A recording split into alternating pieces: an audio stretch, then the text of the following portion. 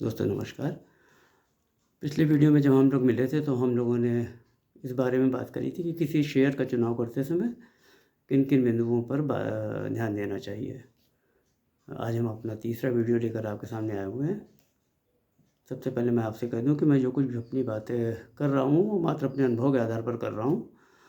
और क्या हमने खुद कोई बचत कर रखी है बहुत बड़ी?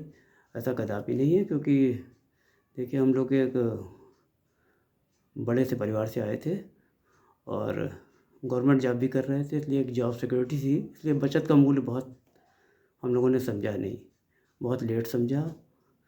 और लेकिन आज का मामला थोड़ा उलट है कि आजकल बच्चे लोग अधिकतर प्राइवेट जॉब कर रहे हैं, जॉब सिक्योरिटी भी कम है, छोटा परिवार भी है, आइसोलेटेड परिवार में रहते हैं।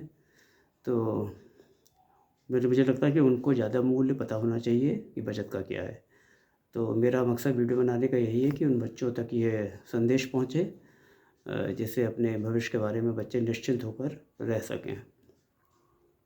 किसी भी इन्वेस्टमेंट को करने के पहले कृपया किसी फाइनेंशियल एडवाइज़र से भी सलाह ले लें, ये मेरा अनुरोध है। आज का मुख्यतः वीडियो उन लोगों के लिए है जो स्टॉक मार्केट में सीधे निवेश करने से बचना चाहते हैं। उनके पास एक ऑप्शन है कि या तो वो ETF और म्यूचुअल फंड के माध्यम से भी निवेश कर सकते हैं। तो सबसे पहले हम लोग ETF के बारे में बात करते हैं कि ETF क्या है। ETF मुख्यतः एक विभिन्न तरह के एसेट्स का कलेक्शन है। वो शेयर्स भी हो सकते हैं, वो बॉन्ड्स भी हो सकते हैं, वो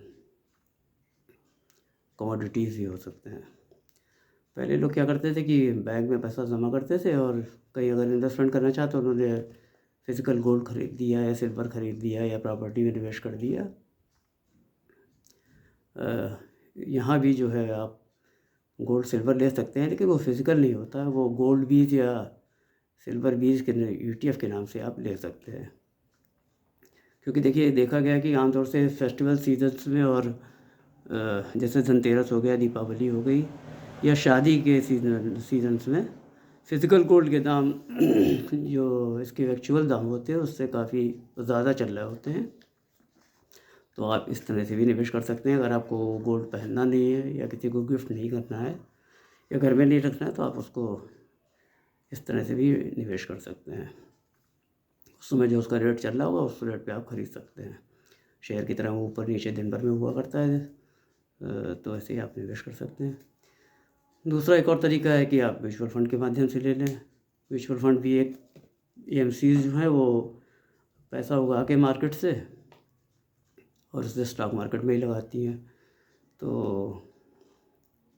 इसको दो तरह से लिया जा सकता है। डायरेक्ट प्लान आता है इसका और रेगुलर प्लान आता है। डायरेक्ट प्लान में आप किसी AMC की वेबसाइट पे चले जाएं और किसी ऐप से उसको परचेज़ कर सकते हैं। रेगुलर प्लान में आपको कोई डिस्ट्रीब्यूटर या ब्रोकर ढूंढना पड़ेगा, उसके माध्यम से आप ले सकते हैं। उसका कुछ कमीशन होता है, वो थोड़ा मवी भी होता है तो उसका कमीशन भी होता है, तो वो उससे कटेगा। इसलिए एक्सपेंस रेशियो जो है डायरेक्ट प्लान का कम होता है और रेगुलर प्लान का ज़्यादा होता है। अगर हम म्यूचुअल फंड का वर्गीकरण करना चाहें तो ये मुख्यतः निम्न प्रकार के होते हैं। एक तो होता है इक्विटी फंड। इक्विटी फंड में शेयर्स का एक तरह का वो होता है। इसमें भी 3 तरह के होते हैं। ये equity fund large cap fund हो गया, ये मुख्यतः जो सबसे बड़ी 100 कंपनियां हैं वो होती हैं। मिड कैप फंड हो गया, ये बड़ी कंपनी 101 से जो 250 के बीच में कंपनी आती है वो हो गई। और 251 उसके बाद वाली कंपनियां स्मॉल कैप फंड कहलाती हैं। थोड़ा स्मॉल कैप फंड में रिस्क ज़्यादा होता है, रिटर्न भी ज़्यादा इधर मिलता रहा है पहले दिनों में। लार्ज कैप में थोड़ा रिटर्न कम होता है लेकिन रिस्क फैक्टर भी कम होता है। लेकिन कुल मिला के चूँकि ये शेयर संबंधित है इसलिए रिस्क फैक्टर तो इसमें होता ही है। तो अगर आपके पास एक बड़ा सा समय है होल्ड करने के लिए, आपकी उम्र और आपका स्वास्थ्य अलाउ कर रहा है, तो आप इसमें निवेश कर सकते हैं। दूसरा होता है डेब्ट फंड। ये मुख्यतः गवर्नमेंट बॉन्ड्स में और कॉर्पोरेट बॉन्ड्स में निवेश करते हैं और ट्रेजरी बिल्स में निवेश करते हैं म्यूचुअल फंड्स। तो इसमें आप निवेश कर सकते हैं। इसमें रिस्क फैक्टर थोड़ा कम होता है लेकिन जो रिटर्न है वो भी एक फिक्स ही होता है, फिक्स रेट में है अगर ये मिलता है। तीसरा हो गया हाइब्रिड बॉन्ड। ये इन दोनों तीनों के बीच का है। इसमें इक्विटी और डेब्ट का एक निश्चित रेशियो में निवेश होता है। ये तो हो गया एसेट्स के आधार पे इसका वर्गीकरण। स्ट्रक्चर के आधार पे भी वर्गीकरण कर सकते हैं। जैसे इंडेक्स फंड हो गया तो इंडेक्स की तरह ऊपर नीचे, इंडेक्स बढ़ा तो वो भी बढ़ गया, कम हुआ तो वो भी बढ़ गया। आपने मल्टी कैप का भी नाम सुना होगा। मल्टी कैप फंड में फंड मैनेजर जो है 25% लार्ज कैप में, 25% मिड कैप में, 25% स्मॉल कैप में अनिवार्य रूप से उसको निवेश करना होता है।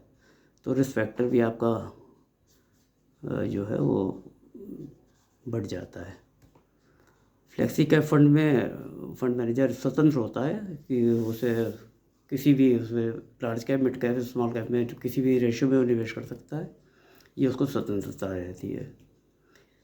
टैक्स सेविंग फंड है ELSS। ये आप टैक्स के पर्पज़ से भी इसमें लोग बचत करते हैं। इसी तरह के विभिन्न फंड हैं। तो आप देख लें, आपको जो सूट करता हो, अपना गोल देख लें, अपना स्वास्थ्य देख लें, अपनी होल्डिंग पावर देख लें, अपना रिस्क फैक्टर देख लें। इन सब चीज़ों को देखकर आप इसमें निवेश कर सकते हैं। और चाहे तो आप मुझसे इस बारे में हम लोग विचार विमर्श भी कर सकते हैं। तो मुख्यतः यही बात हो गई। और SIP में एक म्यूचुअल फंड वाले में आप SIP भी कर सकते हैं। वो एक निश्चित तिथि को आपका पैसा कट जाएगा और एक लंबे समय के बाद वो ग्रो होकर अच्छा सा अमाउंट तैयार हो जाता है। तो इसमें आपको कोई टेंशन लेने की ज़रूरत नहीं है, कुछ करने की ज़रूरत नहीं है। आपके बैंक से सीधा पैसा कट जाएगा। एक दूसरा तरीका जो मुझे बहुत पसंद है वो मैं आपसे शेयर करना चाहूँगा कि अगर आप थोड़ा सा हेडेक ले सकते हैं तो आप ऐसा कर सकते हैं कि रोज़ आप 3 बजे शाम को 3 से 3:30 के बीच में स्टॉक मार्केट देख लें।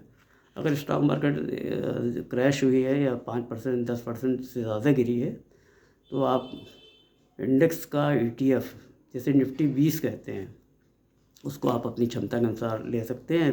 जितना आप महीने में शेयर इन्वेस्टमेंट करना चाहते हैं उसको 5 भागों में बांट लें, 5-6 भागों में। जैसे 100 आप इन्वेस्टमेंट कर सकते हैं तो आप उसको 20 मान लें कि आप एक भाग मान लें 20%। तो वो 100 ETF ले लें, 1000 ETF ले लें या 10 ETF ले लें, जो भी आपकी क्षमता हो।